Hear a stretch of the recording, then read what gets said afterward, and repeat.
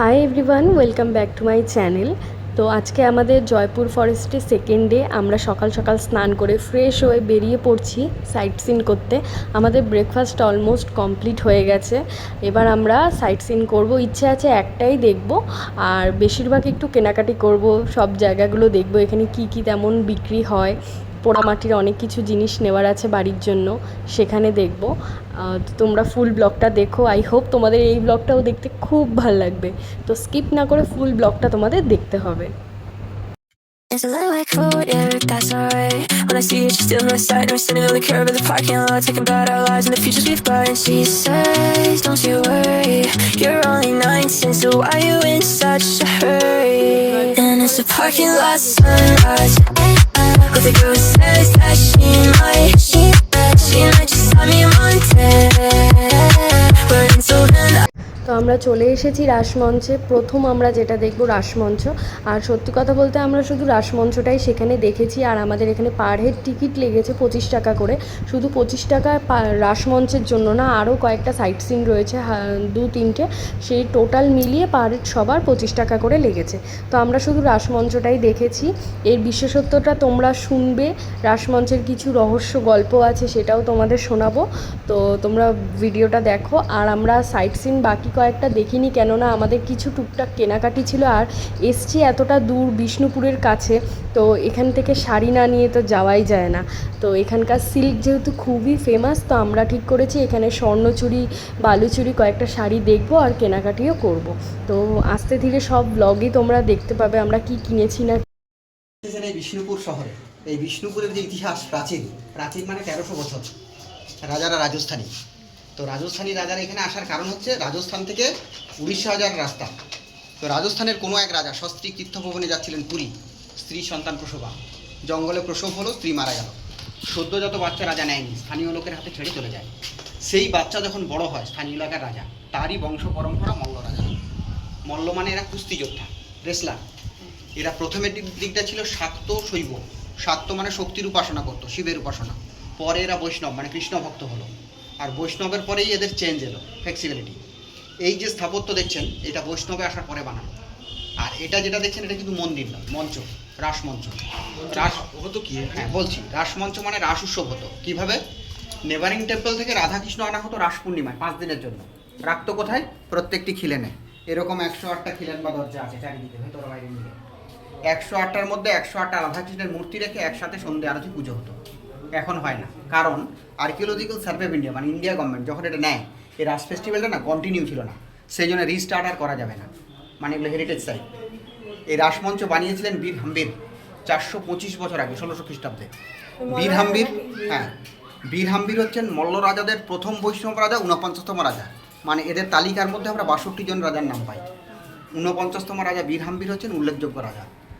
এই রাসমঞ্চ যখন বানানো হয়, এর মধ্যে যে ম্যাটেরিয়াল লক্ষ্য করুন, সিমেন্ট বা রড নেই। কী দিয়ে বানানো? শুধু এর মধ্যে যে পাতলা ইট, খিলেন সিস্টেম। মশলাটা হচ্ছে চুন, ইটের গুঁড়ো, মেথি জল, চিটে গুড়, পাটের টুকরো, খয়ে, এটাকে মিশিয়ে মশলা, সেটাকে সিজন করে লাগানো হতো। দেয়ালগুলো এরকম চুনের প্লাস্টার ছিল, বয়সের ভারে খসে গেছে। 425 বছরের স্থাপত্য। গর্ভগৃহ দেখেছেন? আসুন একটু।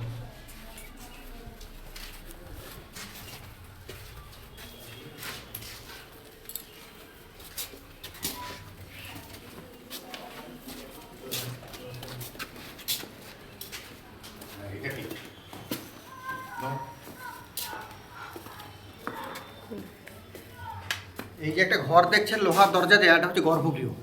মানে এখানে হতো কি, রাস উৎসবের সময় যে 108টা রাধাকৃষ্ণ বিভিন্ন মন্দিরে রান্না হতো, রাখতো কোথায়? মাঠে নয়, এর ভেতরে। সেগুলো সাজানো হতো, সন্ধে আরতি পুজো হয়ে গেলে মূর্তিগুলো এনে গর্ভগৃহের ভেতরে শয়ন দেওয়া হতো। আর সেই সময় ছিল কাঠের দরজা। এই লোহার দরজা বা জাল দেখে অনেকে ভয় পায়, জেলখানা হয়। আমরা তো সেটাই ভাবি। অ্যাকচুয়াল বিষ্ণুপুর দেখতে গেলে সত্যি প্রপার গাইড দরকার, আদারওয়াইজ অনেক কিছু ভুলভাল মাথায় নিয়ে অনেকে বাড়ি ফেরে। আর সেই সময় আলোর জন্য ভেতরে প্রদীপ, চারিদিকে প্রদীপ, ভেতরে ভেতরে, বাইরে মশাল দেওয়া হতো। আর সামনের বারান্দায় প্রোগ্রাম হতো, নাটক, গান, যাত্রা, দর্শকরা সেগুলো মাঠের থেকে দেখতো। এখন রাজা রাজত্ব কিছু নেই, এগুলো হেরিটেজ সাইট, ন্যাশনাল হেরিটেজ। একদিন দেখবেন এগুলো ওয়ার্ল্ড হেরিটেজ, কারণ ইউনিক আর্কিটেকচার, এরকম আর্কিটেকচার নেই ভারতবর্ষে। উপরগুলো দেখুন কোনো সাপোর্ট নেই, কড়ি, বর্গা, রড কিচ্ছু নেই। ইটগুলোকে খিল বা লকের মাধ্যমে আটকে রেখেছে। সেই খিল বা লকটা আমি আপনাদের দেখাচ্ছি।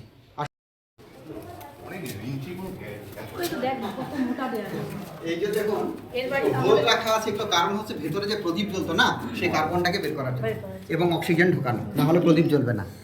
হ্যাঁ, এরকম হোল একটা নয়, আরো বিভিন্ন জায়গায় এরকম হোল আছে এবং হোলটা দেখুন এই মাথা ও মাথা দেখা যাচ্ছে, মানে ওদিকের বাতাস এদিকে ঠেলে, এদিকের বাতাস ওদিকে ঠেলে। হ্যাঁ, সোজা সোজা, একদম সোজা। তাই তো এই হ্যাঁ আর বাবাই মনে হচ্ছে এটা হচ্ছে লক, খিলবা লক। হ্যাঁ, এটা বানিয়ে শেষ পয়েন্ট এটা হয়, তারপরে এটাকে দিয়ে কাঠের হাতুড়ি দিয়ে ঠুকে বসানো হয়, প্রেসারে লক মানে হয়। এখানে এটাই কোনো lock। একটা মাল খুলে যাওয়া মানে বিপদ হওয়ার হ্যাঁ। সম্ভাবনা আছে যে এই পুরো লকটা খুলে যেতে পারে। প্রত্যেকটার মাঝখানে এরকম লক দেওয়া আছে। লকের উপরে এত বড় বিল্ডিং 425 বছর দাঁড়িয়ে এখন আছে। কি মাঝে মধ্যে রিপেয়ারিং হয়? 425 খুলে গেছে, ঠিক ব্যবস্থা হয়ে যাবে। কিছু নাচের দৃশ্য, প্রস্ফুটিত পদ্ম, এটা ছাড়া এখানে বিশেষ কাজ সেরকম নেই। যেগুলো ছিল শোনা যায় এই পঙ্খে প্রলেপ বা প্লাস্টারের উপরে না মিনের কাজ ছিল, পেন্টিং রং দিয়ে। সেই রংটা হচ্ছে ন্যাচারাল কালার, বাজারে পাওয়া যেত না রং, পাতা ফুল পাথর ঘষে রং বের করতো। সেই রংগুলোকে তেঁতুল বীজের আঠা বেলের আঠা দিয়ে পাকিয়ে সেই রং দিয়ে এর মধ্যে পেন্টিংয়ের কাজ করা ছিল। কিন্তু যেহেতু এগুলো খসে গেছে, সাথে সাথে সেগুলোও চলে গেছে। কিন্তু পেন্টিংয়ের কাজের নমুনা বিষ্ণুপুরের অন্য কোনো মন্দিরে আজও অল্প স্বল্প দেখা যায়। হ্যাঁ, আর এটা এখন ইন্ডিয়া গভর্নমেন্ট যেটা মেনটেন করছে, ওয়েল মেনটেন, প্রাচীনত্বটাকে বজায় রেখে। কিছু পাবলিক বলে টিকিট নিচ্ছে, পয়সা নিচ্ছে, মেনটেন করে না। তাদের ধারণা মেনটেন মানে প্লাস্টার করতে হবে, রং দিতে যেটা হবে। পুরনো সেটা পুরনোই হ্যাঁ। থাকবে। মেইনটেইন মানে পরিষ্কার পরিচ্ছন্ন করে যেটা পুরনো জিনিস সেটা যেমন রাখতে হবে। একটু বুঝতে পারেন, এই যে এই সাইডের এই যেগুলো, এগুলো কিন্তু রেনোভেশন স্ট্রাকচার পরে তৈরি, এগুলো ভেঙে গেছিল, ওইগুলো সব রেনোভেশন। হ্যাঁ তাই তো, এগুলো দেখেই বোঝা যাচ্ছে। ওই কাজ থোড়ি এখন কেউ এখন তো আর এরা করতে হবে না। একটু তো অমিল হবে। রাজামশাই, ভালো খবর আছে। কিরকম? রাজ্যের পশ্চিম প্রান্ত দিয়ে কেউ ধনরত্ন নিয়ে যাবে। তো রাজার মনে খুব আনন্দ হলো, ধনরত্ন মানে লুট করবো। প্রহরীদেরকে পাঠালেন লুট করতে। আর প্রহরীরা গেছে লুট করতে, দেখছে রাতের অন্ধকারে গরুর গাড়ি যাচ্ছে আর কাঠের বাক্স নিয়ে। তারা বুঝতে পারলো এগুলোই ধনরত্ন, নিয়ে রাজাকে দিয়ে দিলেন। রাজা মনের আনন্দে বাক্সগুলো খুললেন, দেখলেন ওর মধ্যে ধনরত্ন কিচ্ছু নেই, শুধু তালপাতা পুঁথিতে ভরা। তো রাজা বললো, জ্যোতিষী যা বলে ঠিক হয়, এবার কেন ভুল হয়ে গেল? এ তো বললো ধনরত্ন, তো পুঁথি, কী করবেন পুঁথিগুলো? ডাকলেন পণ্ডিতদের, পণ্ডিত মশাই কী লেখা আছে একটু পড়ে আমাকে শোনান। তো রাজার যারা পণ্ডিত, তাদের যেমন পাণ্ডিত্য জ্ঞান, সেই জ্ঞান দিয়ে পুঁথিগুলো রাজাকে পড়ে শোনাচ্ছে। কিন্তু রাজার কোনো চেঞ্জ নেই, ফিক্স, মানে ওর ব্যাখ্যা ঠিক হচ্ছে না। আর সেই সময় যার পুঁথিগুলো চুরি হয়ে গেছে, উনি হন্যি হয়ে ঘুরে বেড়াচ্ছেন। তো লোকে বলছেন, আপনি রাজার কাছে যান, উদ্ধার হয়ে যাবেন। রাজার কাছে এসেছেন, এসেই দেখছেন ওনার পুঁথিগুলো রাজার পণ্ডিত রাজাকে ভুল ব্যাখ্যা করে শোনাচ্ছে, মানে ব্যাখ্যা পাচ্ছে না। তৎক্ষণাৎ উনি রাজাকে প্রতিবাদ করলেন যে, রাজামশাই, এই পুঁথির ভুল ব্যাখ্যা হচ্ছে, আপনি শুনছেন। রাজা বলেন, আপনি? বললেন, মহারাজ, আমি একজন বৈষ্ণব ধর্ম প্রচার উদ্দেশ্যে পুঁথি নিয়ে যাচ্ছিলাম, সেগুলো আমার চুরি হয়ে গেছে। তার অনুসন্ধানে এসেই দেখি এই কাণ্ড। রাজা বললেন, আপনি বৈষ্ণব, আর এগুলো বৈষ্ণব পুঁথি, আপনি করুন ব্যাখ্যা, শোনা আপনার মুখ থেকে শুনবো। এবার ওই বৈষ্ণবের মুখ থেকে যখন বৈষ্ণব পুঁথির ব্যাখ্যা শুরু হলো, তখন রাজা রাজ সিংহাসনে থাকতে পারলেন না। সিংহাসন থেকে নেমে এসে বৈষ্ণবকে পায়ে জড়িয়ে ধরে নিলেন, বলেন, আমি ভুল করেছি, অন্যায় করেছি, অন্যায় পথে হেঁটেছি, আপনি আমাকে এবং আমার রাজ্যবাসীকে বৈষ্ণব ধর্মে দীক্ষা দিন। এইভাবে বিষ্ণুপুরের মল্লরাজা বৈষ্ণব ধর্মে দীক্ষা গ্রহণ করলেন শ্রীনিবাস আচার্য। এখন বিষ্ণুপুরে সব বৈষ্ণব ধর্ম, একটা আছে কালচার। আর সবাই নয়। হ্যাঁ, আর শ্রীনিবাস আচার্য কী করলেন, এনাকে দীক্ষা দেওয়ার পরেই এনাকে বৃন্দাবন নিয়ে গেলেন তীর্থভ্রমণ করাতে। বৃন্দাবন দেখে রাজার মনে হলো, আমিও বৃন্দাবন বানাবো। ওই জন্য গ্রামগঞ্জ জলাশয়গুলো সব বৃন্দাবনের নামের অনুকরণে, এবং বৈষ্ণব একটা প্লাবন, রাধাকৃষ্ণের মন্দির তৈরি হতে থাকলো। এই জন্য বিষ্ণুপুরকে না গুপ্ত বৃন্দাবনও বলা হয়। হ্যাঁ, প্রকৃতপক্ষে দেখুন এগুলো ধনরত্ন, কারণ এইভাবে যদি পুঁথি না লুট হতো না, রাজার তুমি আমার কিন্তু দোকানে যাও না, দোকানে যাও। পরিবর্তন হতো না, ওই সেই পেছনে রাজার ওই ডাকাত পেছনে রাজাই রয়ে যেত। এটা একটা ঐশ্বরিক পরিবর্তন। কি চালা এটা? ক চালা? না, আট চালা, 8 চালা। আট চালা। হ্যাঁ। কেন 8 চালা? ওই তো একটা দুটো এরকম করে গুনলেই তো পাওয়া যাবে। 4টে চালা, আবার গ্যাপ দিয়ে 4 চালা। চারটে চালা, এটা হলো 8 আট চালা। চালা, ওই তো, হ্যাঁ, হ্যাঁ, সেটাই বলছি। এর উপরে আছে 4 চালা এবং 2 চালা। আসুন নিচ থেকে একটু দেখাই। আচ্ছা, এটা আট চালা। পিরামিডিক্যাল স্ট্রাকচার, ইজিপসিয়ান, মিশরীয় স্থাপত্য। হ্যাঁ। চালা হচ্ছে বাংলার চালা ঘর বা কুঁড়ে ঘর যেমন হয়, এটাকে বলছে 4 চালা, এটা বলছে 2 চালা। ঠিক আছে? আর এই আর্চগুলো হচ্ছে খানিকটা আপনার মুঘলদের মতন। একদম। হ্যাঁ, তাহলে 3টে স্থাপত্যের মিশ্রণ পেলেন। ওপরটা হচ্ছে মিশর, বাংলা, মোঘল। আর নিচের বেসটা যেটা দাঁড়িয়ে আছে, এটা পাথর। এই পাথরের ইংরেজি নাম হচ্ছে ল্যাটারাইট, বাংলা নাম মাকড়া, চলতি ভাষায় জামা পাথর। পাথর দিয়ে যে বেস বানিয়েছে, এর অ্যাডভান্টেজ হচ্ছে ওয়েটটাকে ক্যারি করছে এবং নিচের জল ওপরে উঠতে দিচ্ছে না, যে কারণে স্থাপত্যের মধ্যে কোনো নোনা ভাব নেই এখনো পর্যন্ত। 425 বছরের স্থাপত্য। আর এই মাকড়া পাথর বা ল্যাটারাইট পাথরটা দেওয়ার কারণ হচ্ছে এই পাথরটা আমাদের এখানে লোকালি এই পাথরটাই পাওয়া যায়, যে কারণে এই পাথরটাই ব্যবহার করা হয়। মানে এখানকার এই সবথেকে বেশি এটাই পাওয়া যায়, তাই জন্য এই লাল মাটির অঞ্চলে এই পাথরটাই পাওয়া যায়। রাসমঞ্চে যাওয়ার সময় আমরা এই ছোট্ট দোকানটা দেখে গেছিলাম আর ঠিক করেছিলাম যে সেখান থেকে বেরিয়ে এই দোকানে আসবো, কারণ এই দোকানের জিনিসগুলো ভীষণই সুন্দর। আর যে ওনার ছিল তিনি সেখানে বসে সবার সামনে এঁকে এগুলো দেখাচ্ছিল। ওনার হাতের কাজ তো অসাধারণ, তোমরাও দেখো ওনার হাতের কাজ কত সুন্দর। আর আমরা ওখান থেকে অনেক কিছুই শপিং করেছি।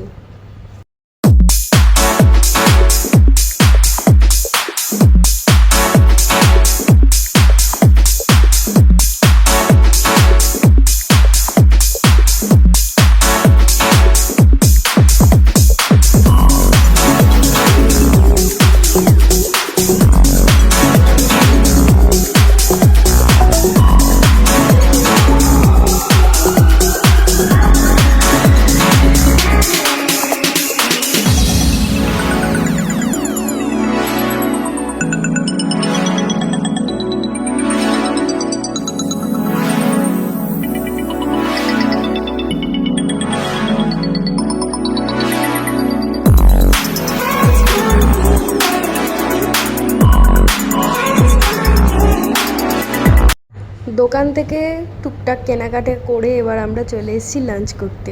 সেদিনের লাঞ্চটা জাস্ট অসাম ছিল, অসাম মানে দারুণ খেয়েছি আমরা। এত সুন্দর রান্না সেই হোটেলটাতে, মানে দারুণ দারুণ। হোটেলটার নাম হচ্ছে আমি বাঙালি। যেমনি নাম তেমনি সেখানকার খাবার দাবার খুবই ভালো, খুবই ভালো। আর অ্যাম্বিয়েন্সটা তো তোমরা দেখতেই পাচ্ছ, মানে সব কিছু আছে এখানে, এমন কিছু নেই যে বাঙালিদের তুলে ধরেনি। মানে খুবই ভালো, আমাদের তো ভীষণই ভালো লেগেছে। তোমাদের সবাইকেই বলবো যারা যারা যাচ্ছ জয়পুর ফরেস্টে বা যাবে ভাবছো, তারা কিন্তু অবশ্যই এই হোটেলটায় যেও, সেখানে খাবার দাবার খেয়েও তোমরাও বলবে যে কতটা সুন্দর।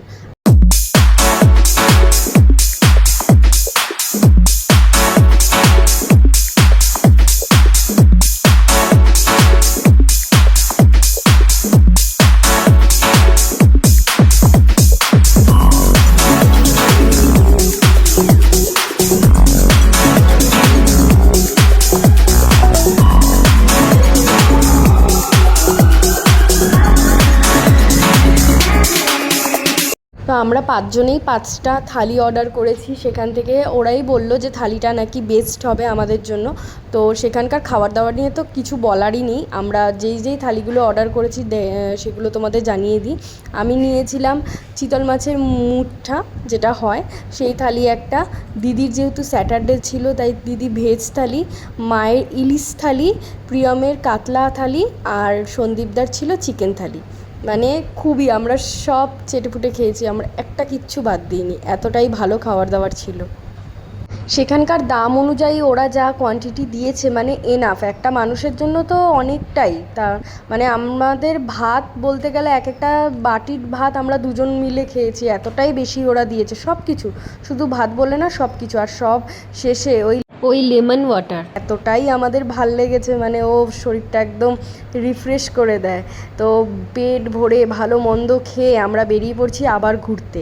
আর একটা কথা না বললেই নয়, দূরে কোথাও ঘুরতে গিয়ে যদি সেখানে যদি ঘরোয়া ভালো খাবার পাওয়া যায় এমনি মন খুশি খুশি হয়ে ওঠে। আরেকটা খুশির খবর হচ্ছে যে আমরা সেখান থেকে বেরিয়ে দেখছি যে খুব বৃষ্টি নেমেছে, আর এই বৃষ্টির মধ্যে গাড়ি চালানো তো আলাদাই মজা। আমরা ভীষণ আনন্দ করতে করতে সেখানে পৌঁছে গেলাম একটা ফেমাস শাড়ির দোকানে কনিষ্ক। সেখান থেকে খুবই সুন্দর সুন্দর আমাদের কালেকশান দেখাচ্ছিল, বালুচুড়ি, স্বর্ণচুড়ি। সেখান থেকে দিদি একটা খুবই সুন্দর শাড়ি নিয়েছে, তো তোমরা ভিডিওটা দেখতে থাকো।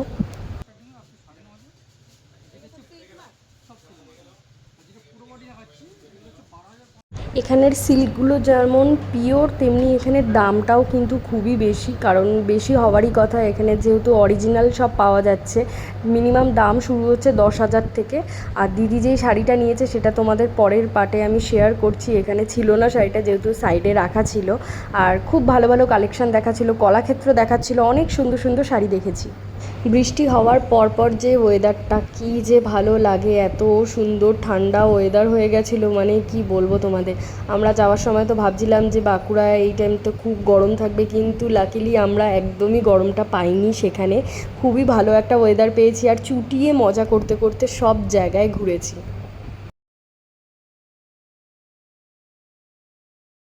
তো সেখান থেকে আমরা বেরিয়ে একটু নেমেছিলাম চা খেতে বনলতা রিসর্টের সামনে। বনলতা রিসর্টটার নাম তোমরা অনেকেই জানো, খুবই ফেমাস একটা রিসর্ট, ঠিক আছে। তো সেখানেই তার পাশেই এই দোকানটা ছিল, ছোট্ট একটা দোকান। আর এখানে আমরা দেখতে পেয়েছি মাটির জগ, ঠিক আছে। তো অনেকেই জানো তোমরা যে গরমকালে মাটির কলসির ভেতরে জল রাখলে অনেকক্ষণ ঠান্ডা থাকে, আর অনেকে এই ব্যাপারটা অ্যাপ্লাইও করে। তো সেখান থেকে আমরা বোতলটা আর কিনিনি, মানে জগটা আর কিনিনি, কিন্তু টুকটাক অনেক কিছুই কেনা হয়েছিল। প্যাঁচা কেনা হয়েছিল, যেমন প্রিয়ম দেখছিল চা, প্লেট দেখছিল চায়ে। তো ওখান থেকে ওরাই বললো যে এটা একটা শো হিসেবে রাখাই যায়, খুব বেশি এখানে মানে এর সাথে খুব বেশি চা খাওয়া যাবে না। তো সেই কারণে আর ওইটা কেনা হয়নি। এমনি টুকটাক আমরা শুধু ঘুরে দেখলাম, অনেক ছোট ছোট কানের ছিল, হার ছিল, আবার নিজেদের নামের অক্ষর দিয়ে ব্রেসলেট ছিল, অনেক কিছুই ছিল। বাচ্চাদের খেলনা টুকটাক অনেক কিছুই বিক্রি করছিল।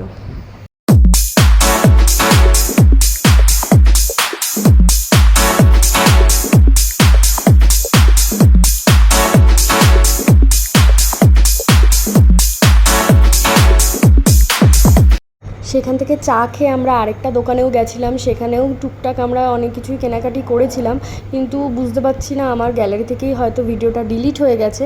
বাড়িতে এসে সবাইকে দেখানোর সময় যখন ভিডিও করেছি সেই ভিডিওটা আমার কাছে আছে, সেটা আমি তোমাদেরকে এর পরের পার্টে শেয়ার করব, কারণ এই ভিডিওটা অনেকটাই বড় হয়ে যাবে না হলে।